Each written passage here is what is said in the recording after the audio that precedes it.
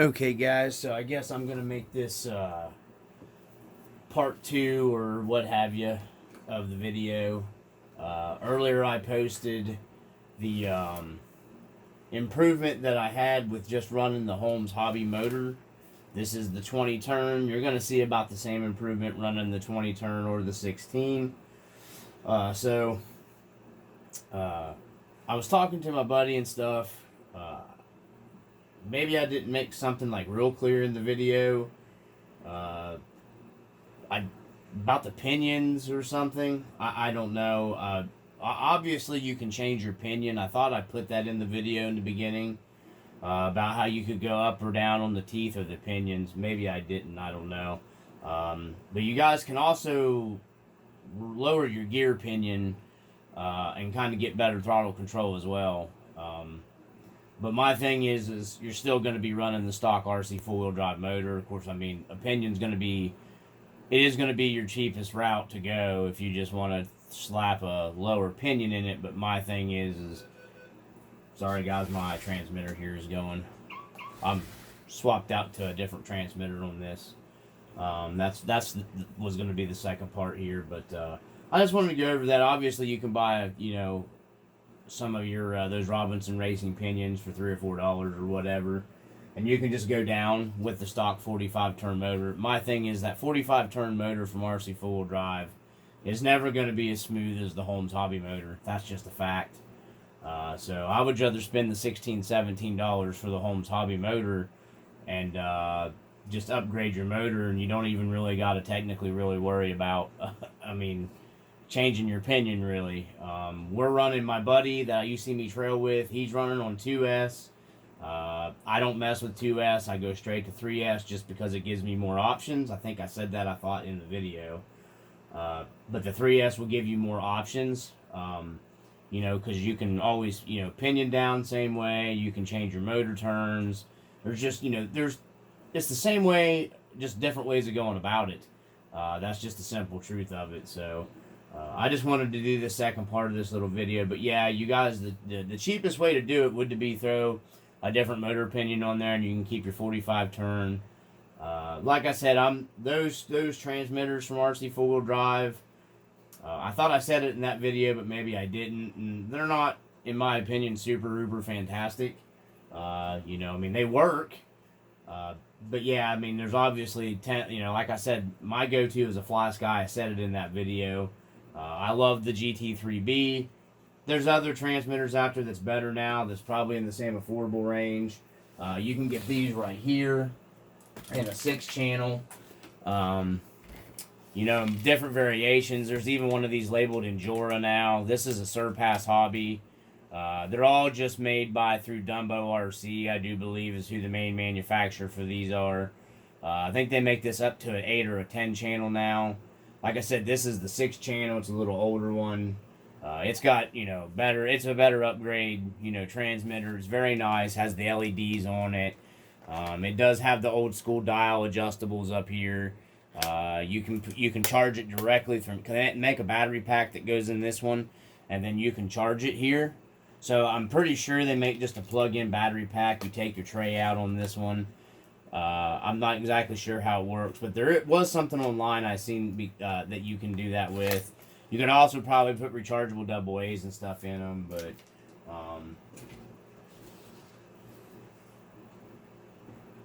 sorry guys, I had to. This is one of my favorite go-to transmitters right here. They don't make this anymore. This is a Fly Sky IT4. It's got the LED readout screen and stuff on it. It's dirty and dusty. I had it on the Gen 8. The Gen 8 doesn't really see that much use anymore. This has a LiPo in it from them. You can jack this right into any mini. The battery door is a pain in the butt on this, but you can jack this thing in right here to charge it with any of your, mini Android, whatever they call that, charging ports. It's not a C-Hub, it's the other one. I do, It is nice for that. You can plug this thing in and charge it in your car. The battery door is a pain in the nutsack to get back on there, but there it is. It's kind of nice because you can move your You can move this out to get better angle on it. You can also take this off and flip it. And I believe you can actually turn this piece somehow. There's a screw that goes up in here you take out. You can flip all this stuff around. I think if I remember right, and make it like a left-handed transmitter or something. I don't know. I lost instructions for it. This is nice because you can one-hand this one really easy. It's easy to get to do a one-handed driving with it. So yeah, I really like this transmitter. It's got all kinds of stuff on it if you have a boat and stuff. I wish they never would have discontinued this one, but a lot of people griped about it because if you had this transmitter on multiple trucks, you had to keep your little binding plug plugged in and hooked into your transmitter. It would save the settings for that model, but you'd have to go in and rebind it, switching between trucks. So that was the downfall of this IT4. This was the newest IT4 they came out with, and I thought they were supposed to, remedy that problem, but they did not. So this thing, it holds it's a 2S LiPo in here. I do believe is what that is. I'm not sure. It might not be. It's a 3.7 volts, so it's 1200 milliamp. But my gosh, this thing will literally run for all day with that LiPo that slides in there. I got an extra LiPo for it around here somewhere. But anyways, you can't buy that transmitter anymore, so I guess it doesn't really matter. It's just this is the one I like the best. So I put it on the Marty truck to give you guys a what you can see. Another improvement with the throttle control with a better transmitter. That's why I was doing this in steps. I thought I was pretty clear with that on the first video, but I don't know. I just want to make sure that everybody understands that's the whole reason of doing these videos. Was I just wanted to show you guys that motor. It was a huge improvement. I hope that was pretty obvious to see on the camera. Maybe it was, maybe it wasn't. I don't know, but. Anyways, let's get on with this. So we got, like I said, all I did was just pop my receiver in there. And this one is a 4-channel receiver that comes with this one. And this one does have the winch. You can put a remote winch switch in it, and plug it into it, and plug your winch. It has the neutral and then the reverse and forward. So you can use a winch without having to have a winch controller with this transmitter, which is nice as well. But I think we're already turned on here. So we got good steering there with the factory stock servo for right now. Once again, I'm just doing these tests with the stock stuff, guys. That's what I'm doing. That's the whole point of these videos I'm doing. So here's with me pulling the throttle on this. And you'll see here, it's super duper creepy crawly, guys. There's no herky-jerky, because even with the RC four-wheel drive transmitter that they give you, it still had a little bit of notchiness to it. But with this transmitter, you get none of that. Even with the stock, we're still got the stock ESC in here. Obviously, a 1080 would be a giant, huge improvement. You can see this thing is really super slow, guys. This transmitter's got a really good throttle control on it. It's real nice. You guys can see that. You're gonna get about the same throttle control out of the FlySky GT3B.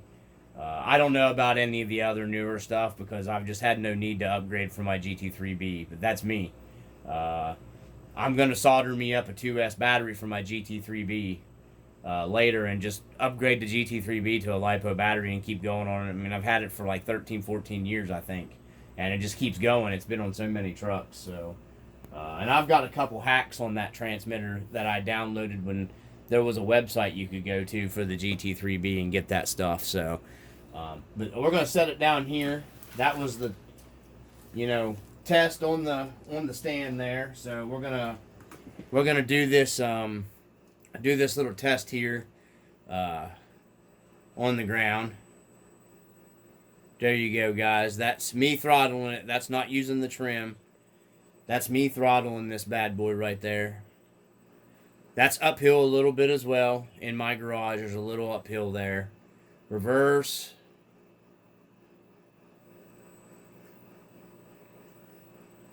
There's your reverse. pretty freaking smooth. I need to adjust my steering trim, but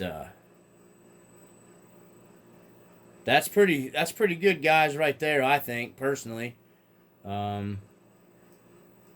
it's not notchy and stuff. Now, if I throw the 1080 on it, it would be even better. So, which, it's going to get a 1080 eventually. I have them here already. So, that was me messing around. So, yeah, I don't really have a, you know what I mean? I'll probably slap the 1080 in it and show you guys, the next step of the improvements. I just wanted to make that clear that that's what these whole videos were about. I was talking to him a little bit tonight, and I seemed like he kind of, maybe I wasn't completely clear in the video. That's, just wanted to make sure everybody understood that was just for the motor. A budget, in my opinion, that's a budget upgrade. A lot of guys that don't want to spend a lot of money, that's thinking about keeping their stock transmitter, I thought it was pretty obvious. You could see that in that video that you did have better throttle control, even keeping your stock transmitter. Just about any of your aftermarket transmitters, I thought I said that in that video. They're going to be pretty leaps and bounds improvement over the your stock RC 4-wheel drive transmitter. That's I don't know how else to put that. I just wanted to make sure everybody understood that. So I'm gonna get off here and get my steering servo and everything, and my endpoint set and all that stuff, because I just wanted to get this video filmed. Once again, here's I'm not even using the trim to set it, to throttle control it. That's just me controlling it there. That's just me. And by the way, I have a bad hand. It's hard for me my hand really is messed up, guys, so it's hard for me to hold steady like that. So you can see the truck in the background. You don't think let me back it up here. You don't think that is good throttle control, you're crazy, okay? And that's the 20-turn Holmes Hobby. I mean, that is pretty freaking fantastic right there for a stock ESC. Do I think the stock ESC is the twig and berries? I'm not saying it's the tits. I'm not saying that. I'm not saying it's the best thing ever. I'm saying it works, and you can see that it has pretty good throttle control, considering it's an RTR ESC. Obviously, anybody knows that you start upgrading to, the different ESCs, you're going to have a better ESC. Back in the day, that was the upgraded ESC, because that Outcry, it's basically a 1060. That's basically what they are rebranded. So, yeah, we didn't have 1080s back then. Even the comp guys and stuff, some of them were running 1060s in some of their trucks back in the day. Obviously, now there's, tons of brushless stuff and everything like that. So, but anyways, I just wanted you guys to see that. Next up, we'll be upgrading. Since the Holmes motor's in here, I'll probably go ahead and throw the 1080 in this truck. I have a 2-in-1 coming.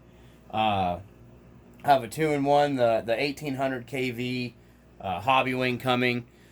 It's going to probably go in to the dually, because I needed some more room in my dually. No matter where I mount my ESC, how small the 1080 doesn't fit in underneath with the half cab right. It fits, but everything's wedged tight, and it's just a fiddle fudge around. So I'm going to go with the brush, because that truck's not going to see water. And I know everybody says that those are waterproof, but every single time I've had a brushless system that says it's waterproof, and I get it in the water, it always freaks up for me. So I don't want to be frying no 2-in-1 system that I dropped $80 on. So, that truck's not running in the water anyhow. But I just wanted you guys to see that. So there is a pretty big improvement also. Like I said in the first video, you can always just go straight to upgrading your transmitter. That's always another thing you can do. I can't really ask for anything better right there out of a stock ESC, though. So then I'll do another video with the improvement of the, with a 1080 in it. And we'll show that. It'll be the new 1080, the G2. I have a couple of them here. I always have them here. I keep them here because that's my usual go-to for my trucks. As long my buddy's the same way. He always keeps them. I just was trying to show a video of, you know, the different improvements and different steps and different things you can do. You know, I wasn't going to go through and show you guys a bunch of stupid different pinions, because obviously if you drop down in the pinion, you're going to have better throttle control and your wheel speed drops down. If you go up, you're going to pick up more wheel speed, but you're going to have more of a clunky motor. You know, that's just notchiness or whatever, the higher speed gear that you go. So, yeah, I'll just put that out there too as well. So, anyways, I just thought I'd do this video for you guys. You guys, any questions, comments, please comment down below. I always appreciate it when people actually take the time to at least like the videos. That actually helps the channel get noticed. Just appreciate at least a thumbs up, because I know there's a lot of people watching. Because I've seen a lot of my stuff copied on some of the forums lately. And they just, man, it'd be nice for people to at least drop a thumbs up on the video to help the channel. You know, I do the videos to help people out, and I'm glad that they get, you know, good information from them and everything. But how hard is it for you to hit a thumbs up on the video? It's not that hard. I mean, I go through all the people I watch. I make sure that's the first thing I do.